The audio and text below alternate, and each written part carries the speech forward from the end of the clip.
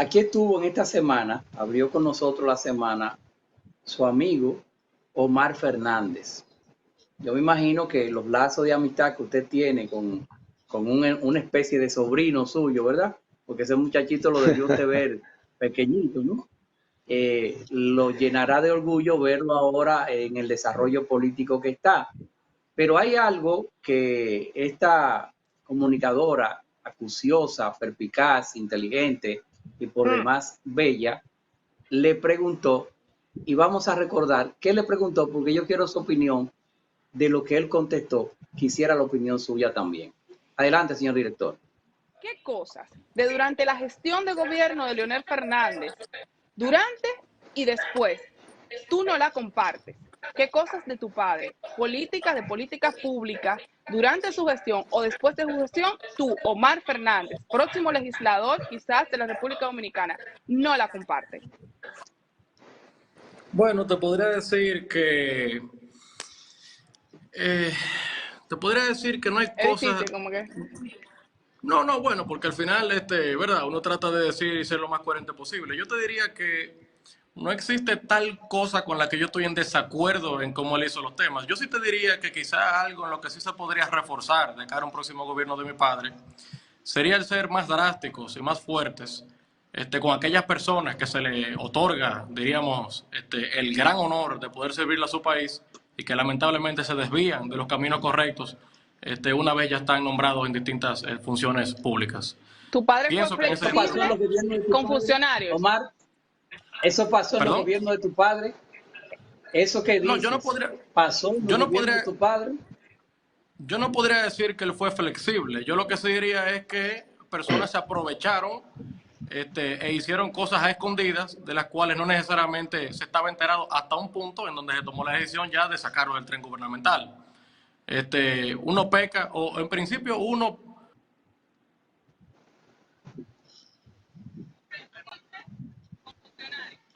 Usted escuchó la respuesta que él dio a esa pregunta. Él entiende, resumiendo, que el doctor Leonel Fernández debió ser más drástico en las medidas que tomara en algunos de sus funcionarios que evidentemente hicieron actos dolosos, actos de corrupción, y que parece que Luis Omar, su padre, no fue tan drástico como debió ser.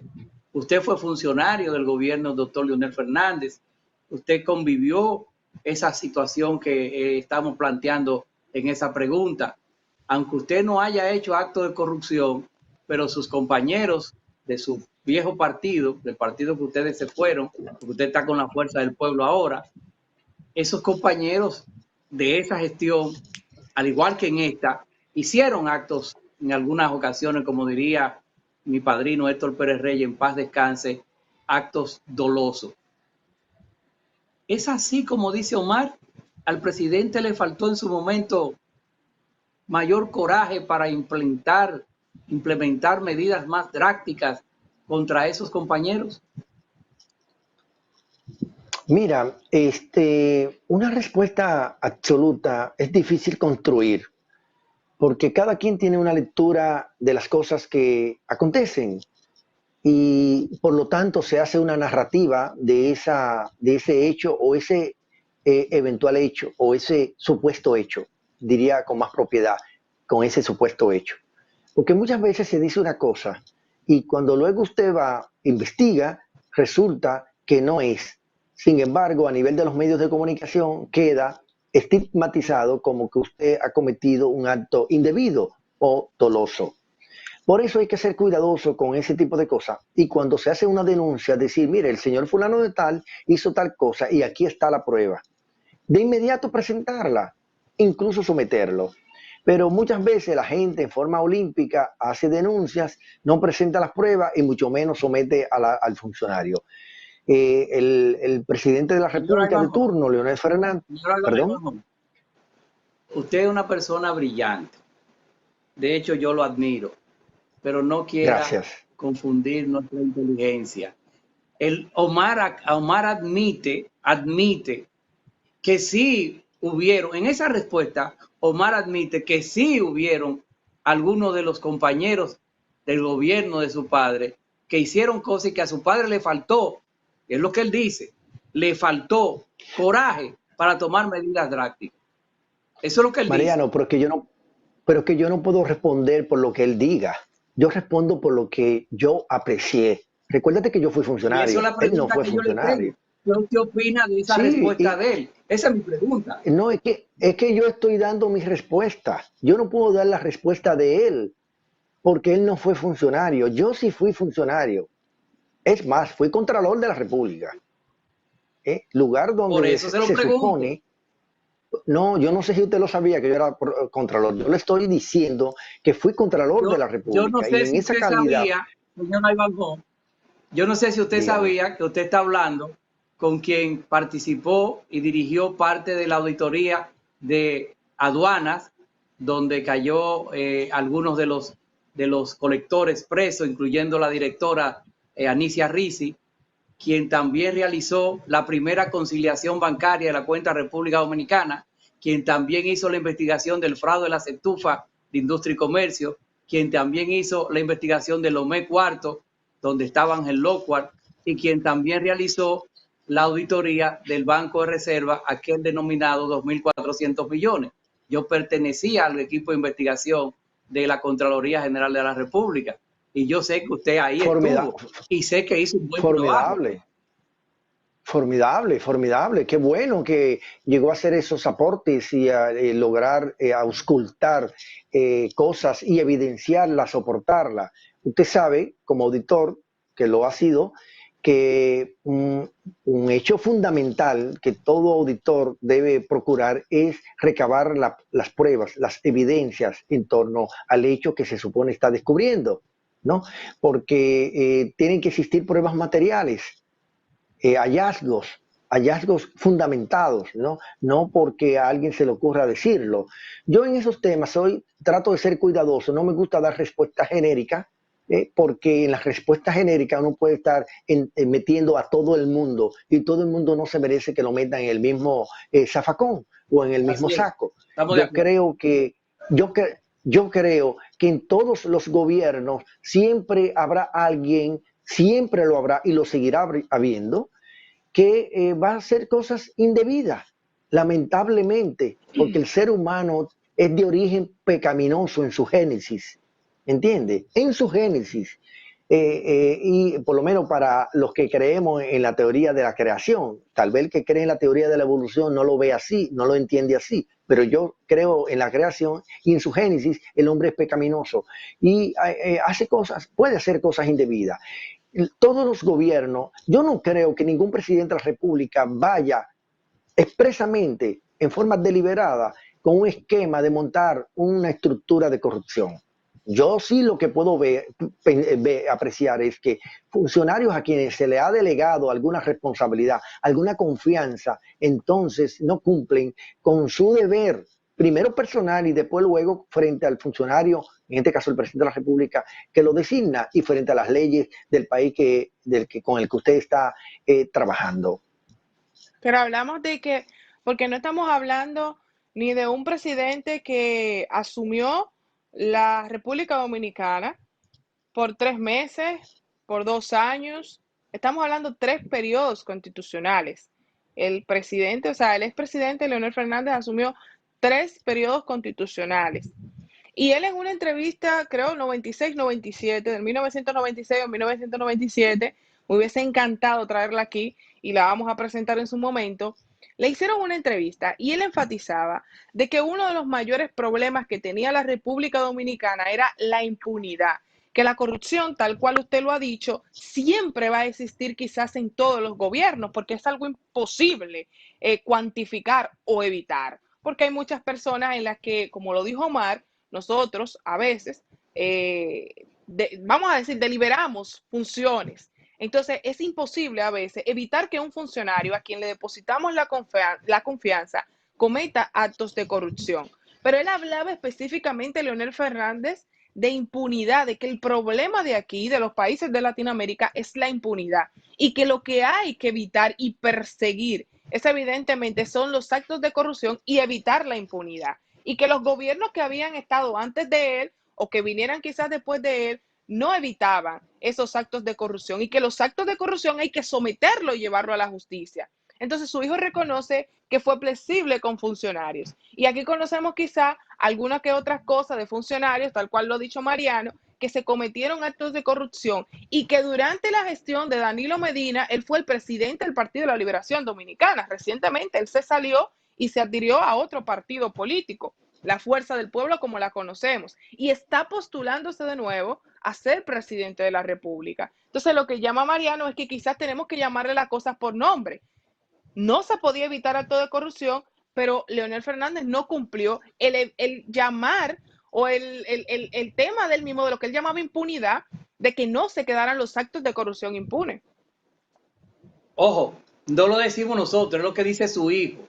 Porque a todo esto, quien dice que al presidente Fernández le faltó bragueta, como lo hubiese dicho el ex senador de Higüey, ¿verdad? En estos términos, o sea, es a Omar. Y Omar dice ahí que al papá le faltó ser un poco más drástico, más duro con esos que metieron la mano en su gobierno, lo cual evidencia que hubo de alguna forma, y parece que él conoció y parece que le llegó a su entendimiento o a su información alguno de esos casos. Pero yo lo entiendo usted. Yo entiendo que usted no quiere comprometerse con una opinión basado en otra opinión que pudo dar un candidato novato, un candidato nuevo, y mucho menos hablando de su padre. Yo te lo entiendo. Ay, no, Mariano. Es que cada quien es responsable de lo que dice. Yo estoy diciendo lo que yo entiendo, porque usted me está entrevistando a mí y está procurándome la opinión mía, no la opinión de otro. Yo no estoy aquí para opinar sobre lo que opina el otro, yo estoy aquí para opinar yo de las cosas que usted me pregunta acerca del fenómeno dominicano, acerca de la situación política, económica o social. La apreciación que yo tenga, la valoración que yo tenga. Yo no estoy aquí para enjuiciar lo que otro diga, salvo que sea apreciaciones del ámbito profesional con el que yo me desenvuelvo. Si estamos hablando de economía y usted me pregunta que alguien opina que los fondos de pensiones crean inestabilidad, bueno, yo le digo, mira, para mí no lo crea. Lo que sí, para mí lo que le viene a resolver son los problemas del consumo de los trabajadores. Pues eso son valoraciones, juicios basados en apreciaciones e incluso en el esquema de análisis que pueda tener una persona. Déjeme decirle que a mí cuando a mí me enviaron el link para esta entrevista, yo pensaba que podía hacerla a través del iPad, pero luego el técnico me dijo que no se podía y tenía que hacerlo por el celular. En mi celular le queda muy poco tiempo de, ¿cómo se llama?, de batería. Y yo no quiero que puedan pensar que esto se ha interrumpido. Yo no lo tengo conectado ahora mismo porque no estoy al lado de una fuente. Nos quedan 4 minutos de entrevista. Hubo un proceso. Pues adelante. O sea, recordemos que con el anterior fondo de pensiones, porque ahora tenemos el famoso sistema de reparto y de capitalización individual en las AFP, ¿correcto? Entonces, cuando funcionaba solamente el sistema de reparto, vimos cómo hubo mucha inestabilidad, gente que se quedaron con la incertidumbre de que quizás el fondo de pensiones no lo iba a cubrir, que dónde estaban los fondos. Ahora, tenemos la ley, evidentemente. Tenemos un sistema diferente que es el de capitalización individual, que lo han utilizado a algunos países que hasta Chile se ha querido salir de ese sistema. No le ha convenido ni el sistema de reparto ni ninguno. No han querido que sus recaudaciones sean obligatorias. Hablábamos de 40,000 millones de pesos en compra de deuda. No existe un riesgo, porque hablamos ahorita del patrimonio, de que suceda lo mismo, de que en un evidentemente proceso de transición ahora con instituciones o no, porque sabemos cómo funcionan las instituciones de la República Dominicana hoy en día, eso es corrupción por todas partes, que esos afiliados mañana el Estado no les responda por esos fondos. Bueno, yo no tengo una bola de cristal como para adivinar el futuro. Yo no quisiera pensar que un país tenga que cerrar sus puertas porque caiga en la categoría de impago. No conozco en la República Dominicana que eso haya acontecido y prefiero no pensarlo porque al final no creo que ningún gobierno tome prestado con la intención de no pagar. A mí no me cabe eso en la mente. Lo que sí puede ser es que en una política excesiva de endeudamiento lleve al país a dificultades. Y esas dificultades pueden ocasionar eventualmente que se produzcan moratorias. Eso sí puede acontecer. Ahora, de que haya el propósito deliberado de que se crea una situación para no pagar, no creo. A mí me parece, recuérdese que los bonos del gobierno son bonos de calificación de riesgo soberana, es decir, riesgo cero. Se supone, en teoría económica, en teoría financiera, que están más seguros en manos del sector gubernamental que en manos de un particular. Eso dice la teoría económica y todo el manejo del ámbito financiero. Yo no quiero que se termine esa entrevista sin decir algo. Cada quien es responsable de lo que hace. Y obviamente, como existe lo que se denomina en el Código Penal la responsabilidad de la pena, pues obviamente el que hace a alguien y se le imputa debidamente, se le documenta, que se le someta a la justicia. Yo no quiero sumarme alegremente con decir que fulano hizo tal o cual cosa porque otro lo haya dicho. Hasta que no se Yo no voy a caer en... tiene que demostrarse en la justicia, pero además no lo voy a decir porque otro lo diga. Porque si yo no tengo los... Y no estoy diciendo que él no tenga la razón en denunciarlo. No estoy diciendo eso. Estoy diciendo que yo no puedo casarme con algo que yo no soy el que tengo la información, la evidencia y la investigación en mis manos, o que la haya estudiado. Vivimos en un país democrático. Yo puedo darle credibilidad, puedo darle credibilidad a una denuncia que alguien diga, pero obviamente tiene que presentar los documentos y que accione. Y tiene que ir a los tribunales para certificar que es así. Mira,